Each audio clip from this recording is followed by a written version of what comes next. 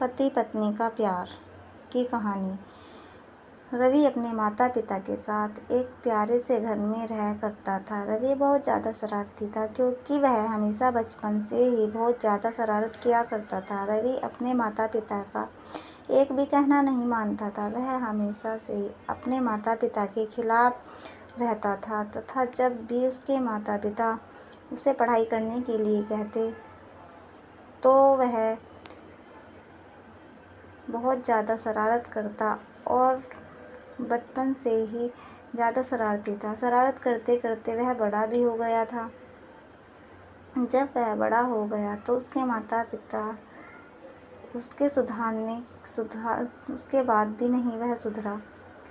इसलिए उसके माता पिता ने एक तरकीब सोची। उन्होंने सोचा क्यों ना इसकी शादी कर दी जाए। माता पिता ने ठीक वैसा ही किया जैसा उसके माता पिता के साथ 20 साल पहले किया था, लेकिन उन्होंने भी सुधरने का नाम नहीं लिया था। वैसे ही उसे सुधारने के लिए उसके माता पिता ने दूर दराज के इलाके में लड़की खोजनी शुरू कर दी। ऐसे में आप सभी को लगता है कि जो लड़का खुद की जिम्मेदारी सही से नहीं उठा पाता, वह लड़की की जिम्मेदारी क्या उठाएगा। लड़की ढूंढते ढूंढते माता पिता को एक लड़की मिल गई और उस लड़की से शादी के लिए वह राजी हो गया। लड़की का नाम था खुशबू। खुशबू अपने ससुराल आते ही अपने पति को समझाने बुझाने का काम चालू कर दिया। फिर उसके बाद वह अपने पति के साथ रहने लगी। उसे अपने पति से बिल्कुल भी किसी प्रकार का डर नहीं लगता था। वह धीरे धीरे रवि के करीब पहुंच गई थी। अब तो खुशबू का मन भी रवि के बिना बिल्कुल भी नहीं लगता था। रवि भी अब अपने मानसिक संतुलन को नियंत्रित करके वह अपने परिवार के साथ खुश रहने लगा था। धीरे धीरे दोनों में से ज़्यादा गहरा प्यार हो गया। फिर उसके बाद वह अपने परिवार के साथ खुशी खुशी रहने लगा था। एक दिन की बात है, रवि अपने काम पर से घर लौट रहा था तो रास्ते में किसी कारणवश जब रवि उसका अपने एक्सीडेंट हो गया। काम पर से घर आ रहा था तो रास्ते में आपको उसे बता किसी दें कारणवश कि रवि दुर्घटनाग्रस्त हो गया। दुर्घटनाग्रस्त होने के बाद आपको बता बिल्कुल भी दें कि चल रवि फिर नहीं सकता दुर्घटनाग्रस्त था। होने के बाद भी बिल्कुल फिर भी चल फिर नहीं उसके सकता बाद था। फिर उसके बाद उसकी पत्नी खुशबू खुशबू उससे उससे कहीं कहीं ज़्यादा ज़्यादा प्यार दुलार दुलार से से उसके सभी काम किया करती थी। धीरे धीरे जितना धनराशि रवि ने कमाया था वह सभी रवि के इलाज में खर्च होने लगा था।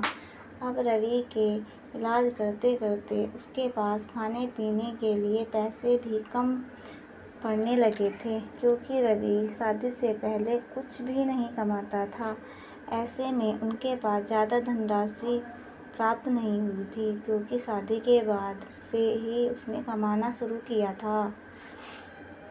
करीब 1 महीना बीत जाने के बाद रवि के कमाए गए सभी पैसे लगभग ख़त्म हो गए थे, लेकिन उसके पास अब पहले से भी पैसे नहीं थे, क्योंकि उसका इलाज अभी तक पूरी तरह से नहीं हो पाया था।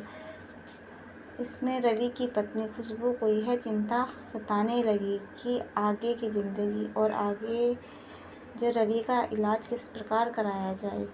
रवि अभी तक भी चल फिर नहीं सकता था और उसकी दवाइयाँ चल रही थी। वह ठीक होने में और ज़्यादा समय लगने वाला था। अब पैसे भी ख़त्म हो चुके थे। तभी अचानक खुशबू ने एक तरकीब सोची। उन्होंने सोचा कि चलो, मेरे पास जो चांदी सोने के जेवर हैं, गहने हैं, उन्हें बाज़ार में जाकर जितने भी पैसे होंगे वही रुपए से रवि का इलाज करवाऊंगी। खुशबू ने ऐसा ही किया।